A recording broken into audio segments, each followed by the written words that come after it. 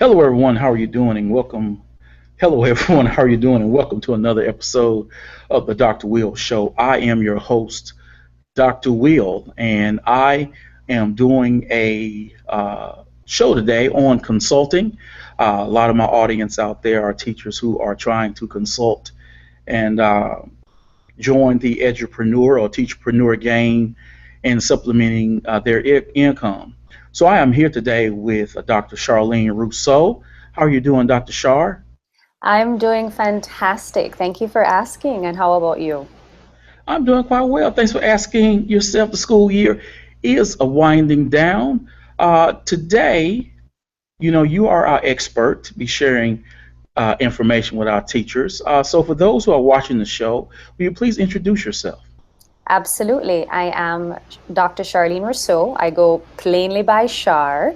I am president and CEO of Envisionary Development Consulting, and we are a performance management as well as process improvement consultancy specializing in end-to-end learning and organizational development solutions.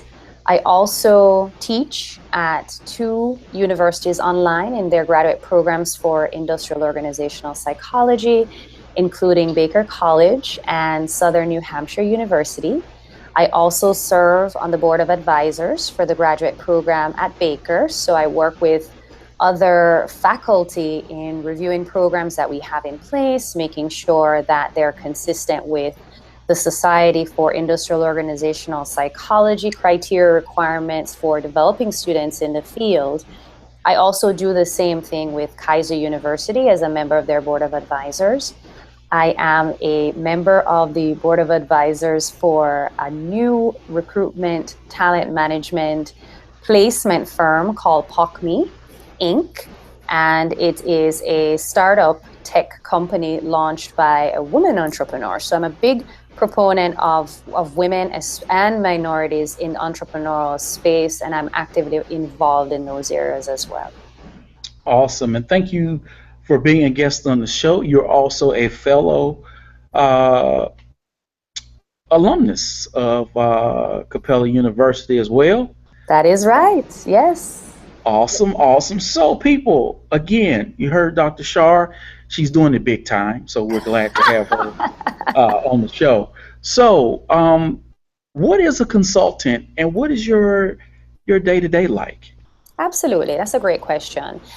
I would say a consultant is an outside pair of eyes, ears, senses brought into an organization to help evaluate what's working, what are some areas of opportunity, and in working with the key stakeholders to make recommendations and propose solutions for improvements. Usually organizations don't reach out to you when everything is going wonderfully well, right? That would be too easy because most of us act in reactive mode. So usually when there's something going on in the organization, they reach out to someone who can bring in a different pair of eyes, ears, senses to bring some clarity to the situation. And that they can't see because they're in the middle and the muddle of it day to day. I would say that my weekdays are very full, to say the least, but they're full with fun, interesting, and unique projects that I'm very passionate about. I typically start my day at about 4:30, 5 in the morning, and that's my time where it's peaceful, it's quiet. I do devotion at that time, and then I would head to the gym from about 6 a.m. to 7 a.m. because you have to have healthy mind, healthy spirit, healthy body. From that point, I'll come home, get breakfast ready, get ready for work, drop the kids to school, and head into my office. And I'm typically in meetings back to back until 7 p.m. So the days are very full. And what I try to do to find that balance is schedule meetings, particularly on Mondays, Wednesdays, and Fridays, and use Tuesdays and Thursdays as my administrative days to work on projects, days to get tasks done. But yeah, they're very, very busy. Once I get home in the afternoon, it's about walking the dog, helping the kids with homework. Again, I focus on devotion because I'm a strong believer that we have to have a healthy mind, spirit, and body for us to be able to help others and to execute well and be creative and innovative. But yeah, my days are They're very busy. I also focus a lot on professional development because as an academician, it's innate to us. We love to learn and we love to help others learn. And in having such a jam-packed filled day, I often use networking opportunities for professional development as well. So I participate in Association for Talent Development, the South Florida Organizational Development Network, the South Florida Diversity Council. I volunteer with them. I participate as a committee member in a variety of projects. And in visiting those meetings and attending those meetings, I get to learn and continue to grow in my profession and hear from others that have been doing this way longer than I have. And have had a variety of experiences I might not have been exposed to yet, or even similar experiences that they handle differently that I can learn from. During my workout at the gym as well, I read books while I'm doing my cardio, and that's how I get to continue feeding my brain, some of which are related to growing as an entrepreneur and a business owner. For example, Success with a Positive Mental Attitude, Third Circle Theory, The E-Myth Revisited. And I also read fun non-fiction books too. Like right now, I'm reading Americana, and I'm learning so much about the Nigerian culture. So every day is a busy day, but I've found this balance that works really well for me. And because my projects are so diverse, they're fun, and I'm able to do what I'm passionate about every day. So it doesn't feel like work, and sometimes I have to find myself prying away from the work because it's so invigorating and innovative and creative. Awesome. And you also listen to the Dr. Will show while you're working out, right? Oh, yes. No, I do. Awesome. So tell us about your company, EDC. What was the pain point behind starting your own company? Well, when I thought about that question, I was looking at two things. Pain in terms of what I saw in the market, so a gap that I could fill, as well as potential challenges for starting the business in general. And so I'm going to focus first on looking at what I saw in the market in terms of pain from clients or prospects and organizations, and how that drove me to come up with this solution. So when I worked in corporate, which I chose to do while pursuing my graduate degrees, both my master's as well as my doctoral degree, I often heard organizations mentioning, wow, we have to go with this company for training and development, or this company for instructional design, or we're going with this company to do executive coaching, or we're going with this company to do assessments. And they hated that because all of those things were housed within the realm of learning and organizational development, but they couldn't find a vendor that provided end-to-end solutions. And sometimes you'll hear other entrepreneurs say, you know, when you go into business, you need to focus on one area, and that's the area. For me, my one area is learning and organizational development, but it encompasses the gamut from recruitment, assessing, selecting, making hiring decisions, to onboarding, developing that process, developing training around that process, to developing those employees and your teams so that they're successful and they're high performing and working collaboratively well. And then also identifying your pipeline for promotion purposes. So your succession planning, your talent management. And this was very important because if you look at each of these things isolated and you're using different vendors, you're not going to have a consistent outcome. And the point of all of those different things is they're all related. There may be different departments within the organization, but those are all things that tie together and should be tied to an overarching vision, mission, and strategy to achieve the organization's goals. So what was happening was they would get inconsistent results. Whereas now, one of the things I hear our clients say all the time is they love working with EDC because we make life so much easier. It's so simple to just share what's going on within the organization. We can come in, assess, and propose solutions that will tackle each of these variety of areas to give them the outcomes that they're looking for, which in many cases is improved performance, increased revenue, increased profit generation, and of course doing the right thing by their employees, making sure that they're satisfied, they have developmental opportunities, and they're healthy and happy. And so EDC was born from this idea of what can I do to be able to give this solution to organizations, especially small to medium-sized businesses that had very small L&OD departments or small training departments, and they had to depend on vendors to be able to execute successfully. So that's the first part of that question. Now, as it relates to challenges, I would say that I don't really look at challenges as limitations. I look at them as areas of opportunity, because it's a part of the refining process to help mold us to get better, to be more resilient, to increase our competency in problem solving. But I would have to say that because of a challenge I experienced in the corporate side, in promotability, I found that I had the competencies, I had the work ethic, but because I wasn't the right skin color or the right gender for the industry I was in, it was very difficult to get promoted. Despite taking on special projects, despite looking for opportunities to go beyond comfort zone and even grow in different areas of the business, I felt like I was being stifled and inhibited. And a lot of it was because of, I wouldn't say intentional prejudices, but lack of awareness, because the organization I was with is not very diverse in terms of diversity awareness.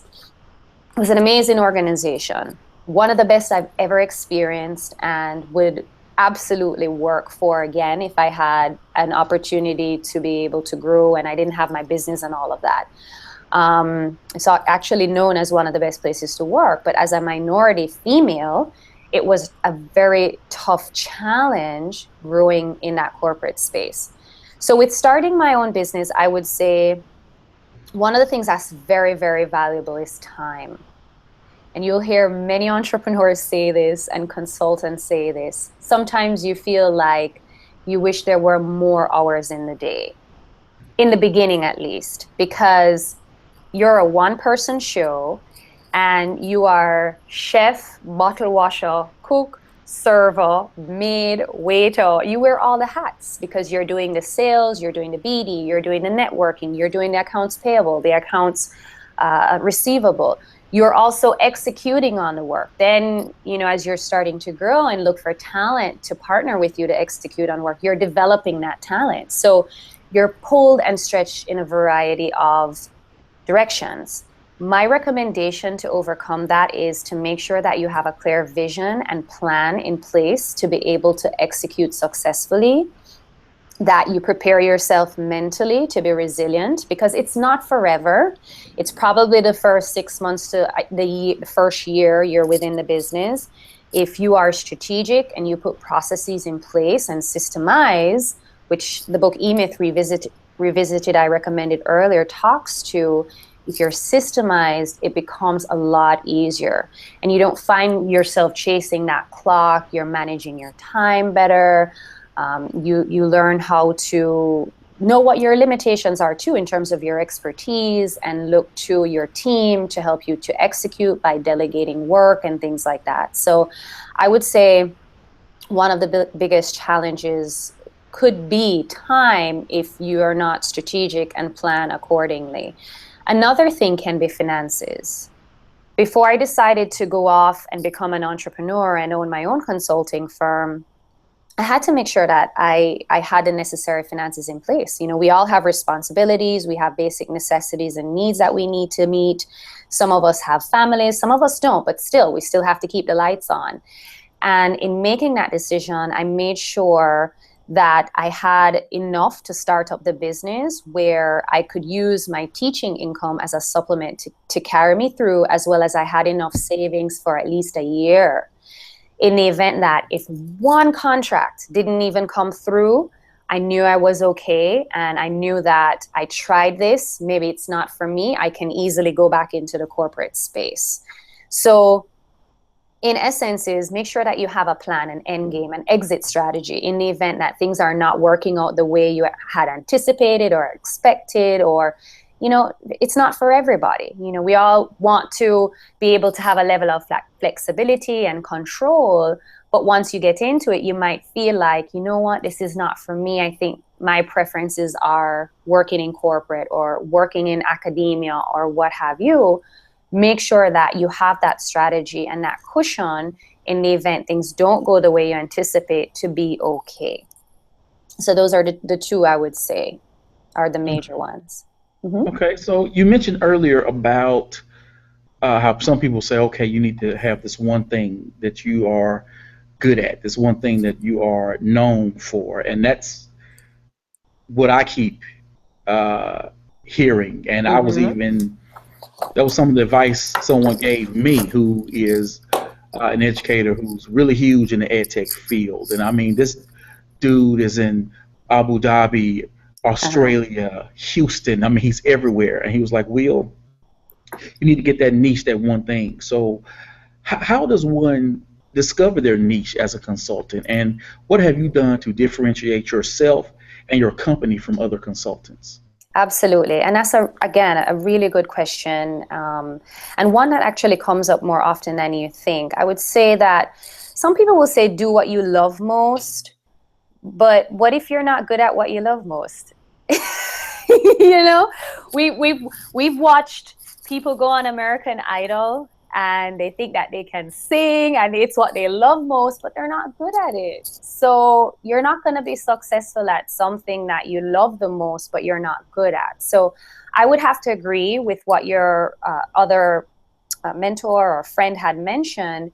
It's definitely finding something that you're very good at, that you're, that you could live with doing on a day-to-day basis, that will bring you some fulfillment. Because at the same time, too, you could be really good at something, but you don't like to do it. And you wouldn't want to do it every day, all day. So it's about finding that balance of what it is that you're good at, and at the same time that you feel that you would get passion from, that would intrinsically motivate you.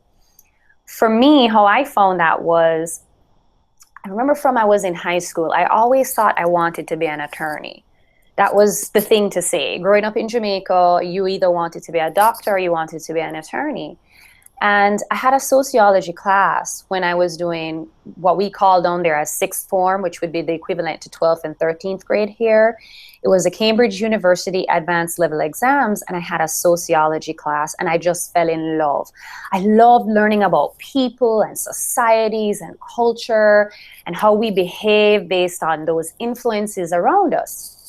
So I started to explore the field a little more, and I said, you know what, even though I'm passionate about learning more about this field, I didn't think it was what was right for me.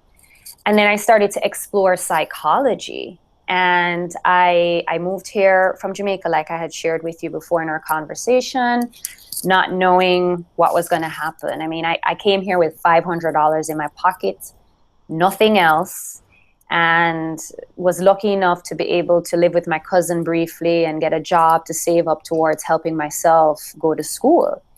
And when I started my first semester at Broward College, I took a psychology course and I loved it. I was so passionate about it. I thought it was one of the most interesting, fascinating fields. And I had all intentions of becoming a clinical psychologist. That was the goal.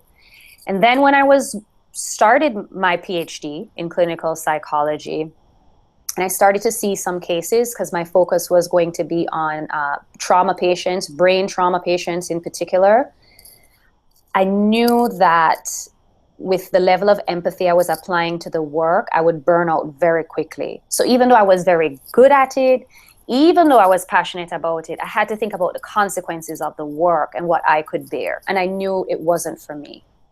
So then in talking to a mentor, which I highly recommend, getting with someone who is either within your field or space, asking the questions that you're asking me right now is very critical. And in speaking with her, she was actually a mental health counselor, She practiced for many years, but again, she burnt out and went to the administration side of mental health counseling. She told me about this new emerging field called industrial organizational psychology within the psychology space. I did some research only to find out it wasn't so new. I mean, this started centuries ago, and I loved it. I fell in love immediately because it gave me an opportunity to fulfill my passion, which is to empower, enable other people to be successful, which I can't even explain the feeling that you get from doing that every day. It's very, very uplifting and motivating, and just to see how you're impacting other people's lives and making it better and happier and driving their success. That's something I'm very, very passionate about.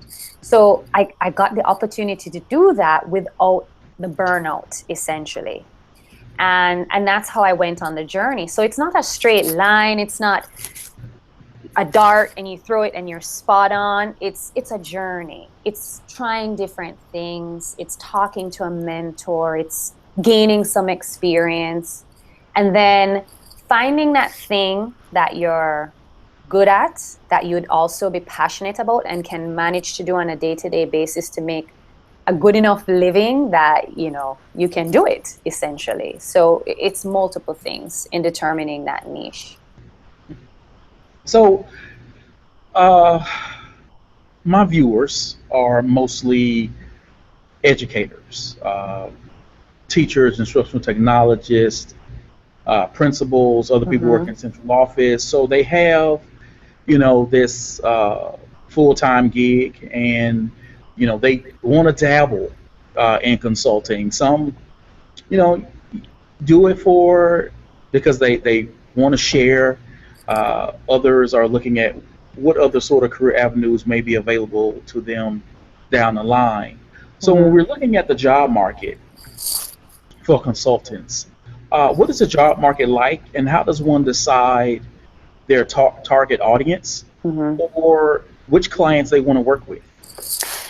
Okay, so those are a few questions in one. So I'll start with one of the initial ones in terms of something you mentioned before. I really want to differentiate between self-employment and entrepreneurship because they're not one and the same, and oftentimes they're used interchangeably and they're not. So for those who want to dabble to supplement income, I would say that's more self-employment. It's working on the side, doing some freelancing rather, to be able to generate additional income, and also to kind of, get outside of the education segment and practice more. And then that practice can influence how one instructs, and what one learns from the theory can be applied in practice. So I would say it's not very difficult if you are in the education space and you would like to dabble into some freelance work, because ever since the recession, there's been a lot of opportunities for freelance work. Many organizations have scaled back, and out of fear of ramping up, they're partnering with freelancers. There are also consulting firms like myself and others that are the size of mine or medium size that partner with freelancers to execute on work for their clients. How do you meet those people? Get involved in professional associations within the industry that you're interested in, that you've identified, and go to those networking events. It's all about who you know and building those relationships. And one day that person who you met at an ATD conference or an instructor conference or what have you, they also have a business, a consulting business, and they want to partner with you to help you to execute on work for their client. Now, if you want to go into entrepreneurship, that means that your end game is to move out of the academia full-time, maybe do it part-time, similar to what I'm doing now as an adjunct, just because you're so passionate about education, you want to keep having an impact in your field. But your end goal is to move into your business full-time and grow it to the point where you're executing on multiple projects simultaneously, you have teams, and you envision growing this business to scale it and sell it, or it is going to provide a retirement for you, or it's something, a legacy that you want to pass on to your children. So I really wanted to make a difference between those two delineations. Regardless, though, to be able to do it, again, it's going to come back to leveraging relationships and going out there and participating in network meetings, participating in professional association meetings, applying to speak at many of these conferences or present a poster on research or what have you, to become known as an expert in your space, or at least as someone who knows what they're talking about within your space. You're building your credibility and your reputation. It also includes writing. So writing posts that you would put on LinkedIn or a blog or what have you, again, to stay relevant, to gain a market. Now, you asked me about determining, how do you even know what that market is? You know, how do you determine who your target audience is? And that's going to go back to first identifying what it is you're doing. What is the vision for this endeavor that you're going on? What it is that you're good at and passionate about that you want to pursue. Then from there, you have to do your research on who is buying in that industry, who is buying in that market, which companies. You know, do I want to and again, it ties again to your purpose. If I'm a freelancer, I'm not going to try to go after a Fortune 100 organization. I don't have the bandwidth to be able to execute on that work. But if my end goal is to be an entrepreneur and grow a full-scale consulting firm, then my target market would be a medium to large-size businesses that has the budget that my services would require, as well as that I would have that bandwidth to be able to execute on that work. So before we get to that point, we have to start with the end in mind. What's my goal here? Am I trying to be a freelancer and it's just me and try to supplement my income? Or am I trying to launch a full-fledged business? Another suggestion I have for if you're going to launch a full-fledged business, you want to be an entrepreneur and grow into a consulting firm, is to test the waters before jumping out of the corporate job or out of the education job or the full-time teaching job. I know that's what I did. I didn't just dive right out of corporate and say, I'm going to start a consulting business and it's going to be successful. I actually started the consulting business on the side and looked for a mentor and asked questions about, you know, how do I do this? How do I do that? Started to build a tiny client base till I felt secure enough that, okay, I could transition out of corporate, move into this consulting role, and then I had my teaching as a supplement, you know, that security blanket, that cushion to help me to get through it. So I would say, if you don't have the initial funds or an investor or something like that, test the waters. See what's out there, build a client base on the side, meaning outside of working hours, and work on projects outside of your full-time job's working hours, because you always want to remain ethical. Your reputation is everything. But start there. And then when you feel like you have enough clients, or you may have spousal support, or you may have some savings and you want to launch full-fledged, then take the leap. Okay, so obviously I think of you as being successful because you are, you know, working with other people, hiring other people, and are able to sustain and grow and make all these different moves. What have been some of the biggest challenges you've encountered? Mm-hmm. I think that goes back to a question I had addressed earlier in two parts. I wish I could clone myself, you know, because for us, for EDC, and this is going to tie into another question that I didn't address yet, you had asked earlier, what differentiates EDC from other consultancies? And what does differentiate us is that we are a one-stop shop for end-to-end learning and organizational development solutions. You don't have to go to multiple vendors. We offer from you're looking at the beginning of the employment space right through development to promotion and in between. So I think that's one of the things that differentiates us. Another thing that differentiates us is we're very ethical in our practices. And we are extremely easy to work with because we're so systemized and the processes are in place and things are standardized. So I often hear a client say, wow, you're so easy to work with. The work is impeccable quality. We deliver on time every single time. And we're very, very big on communication. So for instance, if a project is not going to be completed on time for a specific reason, that's communicated very effectively up front. And we never actually see that happen because we can pick up the time elsewhere. But sometimes we can only move at the pace that the client can move at.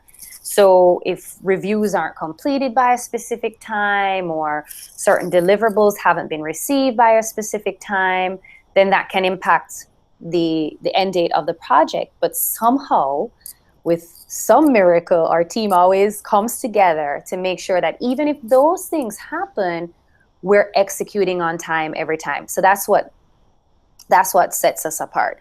When it comes on to the challenges, I would say that, again, I look at them as areas as opportunity. And I will say in the beginning, it's time and resources. Time and resources is what creates challenges for businesses to grow. And how to overcome that is to make sure from you get in there, your vision is clear, you have a strategy, and it doesn't have to be this dissertation of a business plan. It could simply be, this is what I'm going to accomplish in the first 2 years, and these are my goals. And then here is my action plan to execute on these goals. And because I know what those things are, then I know how much time it's going to take, and I know what kind of resources I need to get in place to be able to do that successfully. So wearing those many hats can be, high pressure in some circumstances, especially in the beginning, but it's not forever. It's not forever. If you persevere through it, if you have faith in yourself, if you have faith in the process, you'll get through that. You'll get through that. And then when you're on the other side, you're like, wow, I thought I could never get through that. And it prepares you for the other things that will come that you think that you can never get through. But you can. It's all a part of the molding process. Okay. So now I want to talk about the letters. Because, there are educators who get out there and, they'll say, well, I'm looking at grad school because of this. Maybe I want to teach, or I want a higher level position in the school district, or I want to work at the state level. I want to be a university professor. I want to work at administration. Right. So how has having your doctorate been beneficial to you as a consultant? I find that having a doctoral degree or a graduate degree in general is going to become very, very beneficial, especially in the education side. So anybody who is in the education industry is critical. I mean, definitely critical. And so if you have plans to just practice and you don't want to have anything to do with the education side or academics or research, then for majority of fields, a master's level degree will suffice. But if you have any goals at all to participate in academia, you need to have that doctoral degree. I will share an example with you. So I'm very resilient, if you couldn't tell. Coming here, $500, that was it, and finding my way through. After having my master's degree and I went to work into the corporate sector, I think I applied to 20 online adjunct positions. And not one of them I got a call for an interview. Not one. Mind you, this was unfortunate for me, during the economic recession. That's when I had just completed my master's degree and went into the corporate space again, because I was in it before. Then I had eased back, went after my master's degree, and then went back into the corporate space. So, but 20 schools, that's a lot. And then I did my doctoral degree. And right after the doctoral degree, again, it ties back to who you know, though, the networking. I actually met a young lady who was looking to pursue her doctoral degree, and she was looking for someone to kind of mentor her through and the decision-making process, if it was the right time. She had a mom that was ill, a lot of other personal responsibilities, and it was a beautiful session.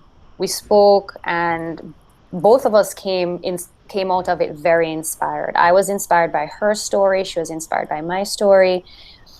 And she actually made a recommendation to the dean of psychology at Baker College and told me, send in your information, and I got the interview.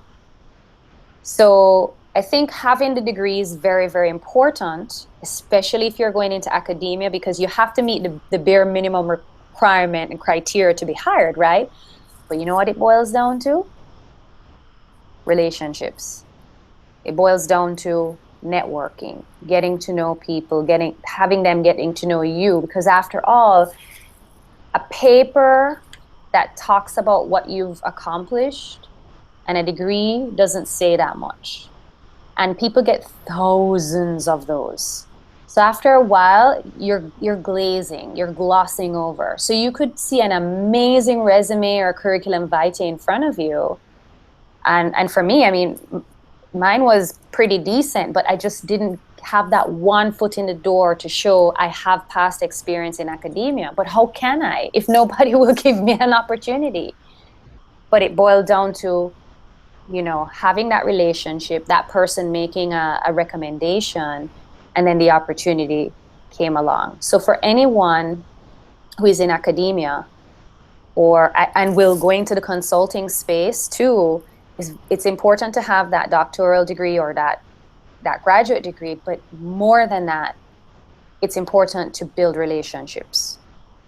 I like that. So before we go, for those who have already made up their mind they're going to take this leap, or for teachers who may watch this show and they go, okay, this is interesting, I want to learn more about it, what advice would you have for those individuals who are interested in pursuing a career as a consultant? I would say continue to do your research, to explore and determine what it is you're trying to accomplish. Do you want to freelance, or are you looking to launch a consulting firm and be an entrepreneur? Once that's determined, then identify what it is that you're good at, that you can live with doing on a day-to-day, that will bring that passion to you, and you'll still be able to live a life, a decent, comfortable life, without sacrificing your health and sanity. And then I would say get a mentor. I found that mentors have been amazing for me in particular. I have many in different industries, not just your industry or your current field, because getting those different perspectives can give you a fresh take on an old problem. So get a mentor, ask lots of questions, do some planning and research and strategizing before launching out. But most importantly, too, on top of that is, once you've done your due diligence, execute. Because that's usually where people end up dropping the ball. They have the vision and the ideas, but because of fear of success, fear of failure, what if this blows up and I have more work than I can handle? That's a real thing too. Fear of success, fear of failure. It's very, very important to execute, to do the work, to make that dream become a reality. And then also get involved in professional associations, apply to speak at a variety of conferences within the field and the industry, become more known, building your personal brand. And in that way, when you're going into the market, people have heard of you or seen you somewhere, and they're like, "Oh, I know her. She spoke at ATD. Yeah, that was a good talk on micro learning, and that's something her organization does. So maybe we can partner with her or talk to her about services and solutions and that sort of thing." So yeah, so professional associations, building your network, developing your personal brand, and creating strong relationships. Very, very important. So those are a few nuggets to get started in becoming a consultant if you're in a teaching space or any space for that matter. Awesome, awesome. Thank you, Dr. Char, for coming on the show and for being such an amazing guest. We need to have you back on the show. I would But love to. awesome, awesome. As people, you know how we do. This is going to be on the blog, on YouTube, and on SoundCloud, where you get to listen to it on the commute or during the workout. So as always, people, be you, edu, peace.